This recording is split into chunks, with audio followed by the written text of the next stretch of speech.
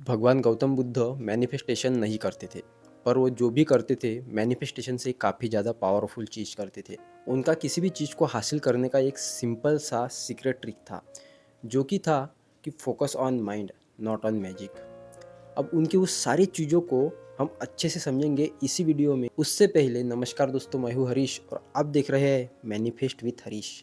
आज का वीडियो काफ़ी सिंपल और ट्रिकी रहेगा और इस वीडियो में आपको मैनिफेस्टेशन कैसे क्लियर करते हैं उसकी बेसिक सी कुछ चीज़ें आज की वीडियो में आपको समझ में आ जाएंगी। वही चीज़ें आज मैं इस वीडियो में बताने वाला हूँ।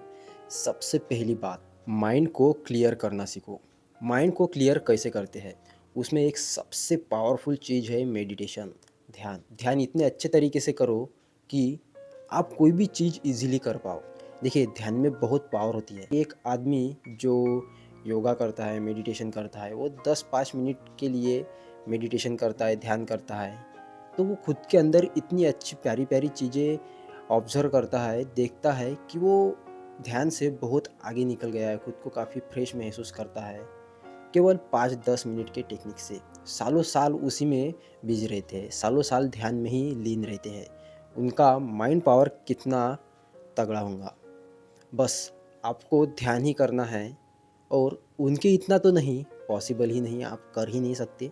बट आप ध्यान 10 मिनट 15 मिनट भी अगर डेली करते हो तो खुद को काफ़ी अच्छा महसूस करोगे और सारी चीज़ें पॉजिटिव तरीके से आप केवल ध्यान से समझ पाओगे। और सबसे पावरफुल चीज़ मैं अगर आपको ध्यान की बताऊँ तो वो ये है कि ध्यान मतलब मेडिटेशन आपका माइंडसेट क्लियर रखता है।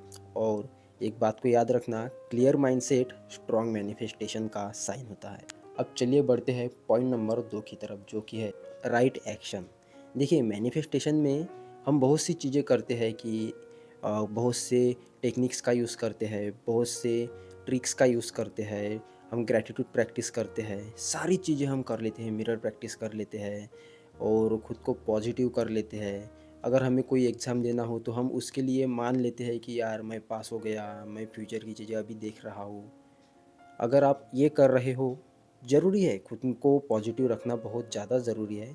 बट अगर आप सिर्फ सोच रहे हो, सोच से कुछ करने की कोशिश कर रहे हो, तो एक्शन का क्या? एक्शन बहुत ज़्यादा ज़रूरी है। अगर आप सोच रहे हो कि मुझे किसी एग्ज़ाम में पास होना है तो आपको पॉजिटिव होना होगा। पॉजिटिव के लिए यही ग्रैटिट्यूड प्रैक्टिस, जो भी चीज़ें आप करते हो खुद को पॉजिटिव समझो, अच्छी अच्छी बातें बोलो।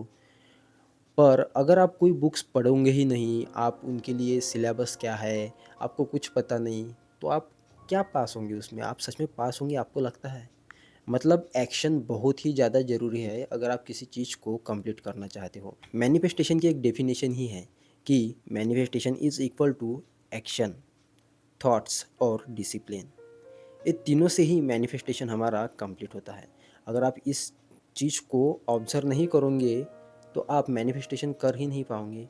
और ये भगवान बुद्ध अपने डेली जीवन में करते थे। इसी चीज़ से वो डिसिप्लिन भी रहते थे, पॉजिटिव भी रहते थे, अपनी चीज़ों को कंप्लीट भी करते थे और किसी चीज़ से उनका लगाव भी नहीं था।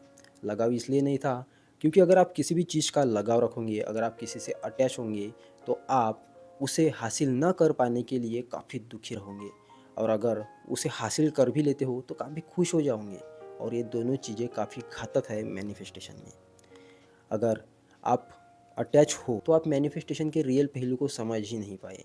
और यही भगवान बुद्ध हमें एक्शन लेने के ट्रिक से समझाते हैं। वो डेली कुछ चीज़ को हासिल करने के लिए एक्शन भी लेते थे। Point number 3 is detachment.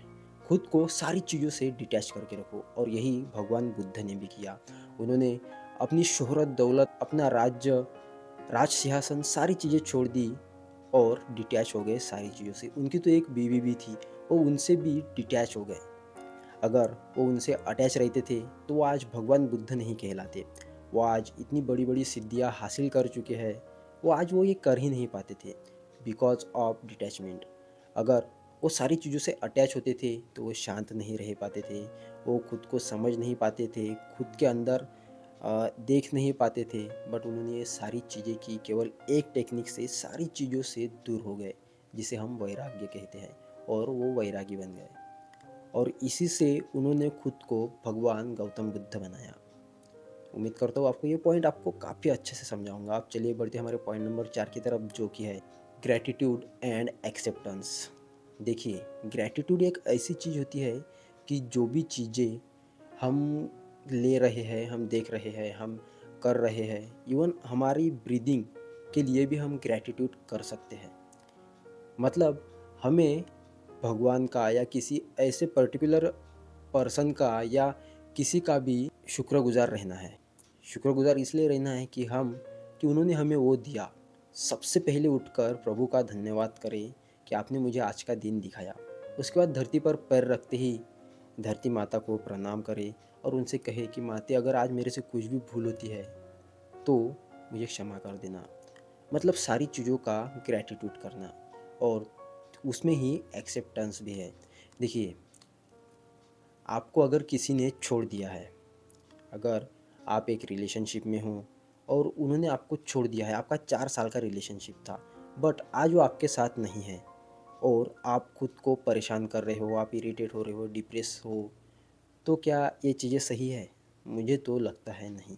आपको इस टाइम पे वो चीज़ें एक्सेप्ट करनी चाहिए कि उन्होंने आपको छोड़ दिया है। अब आप अकेले हो, बुरा मत फील करो, खुद को तकलीफ़ मत दो, एक्सेप्ट करो, और यही चीज़ आपको बहुत कुछ करने के काबिल बनाती है। देखिए, एक्सेप्ट करना मतलब रोना-धोना नहीं होता। एक्सेप्ट करना मतलब चीज़ों को अच्छे से मैनेज करना, हैंडल करना, समझना कि आपके साथ क्या हुआ है, अब वो वापस नहीं आएँगे। ये सारी चीज़ें एक्सेप्टेंस में आती है। आप एक्सेप्ट नहीं करोगे तो आप उनके ही ख़्यालों में डूबे रहोगे और चीज़ों को समझ ही नहीं पाओगे। इसीलिए एक्सेप्ट करना भी ज़रूरी है, और भगवान बुद्ध सारी चीज़ों को एक्सेप्ट करके ही चलते थे। और ये सारी चीज़ें जब एक साथ आती थी तब वो कोई भी चीज़ मैनिफेस्ट कर लेते थे। उनके लाइफ में मैनिफेस्टेशन कभी नहीं होता था।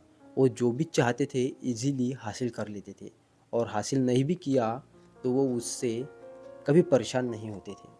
देखिए, ये चीज़ें काफ़ी छोटी है और थोड़ी असरदार भी है, थोड़ी ज़्यादा ही असरदार है, बट इम्पॉर्टेंट है।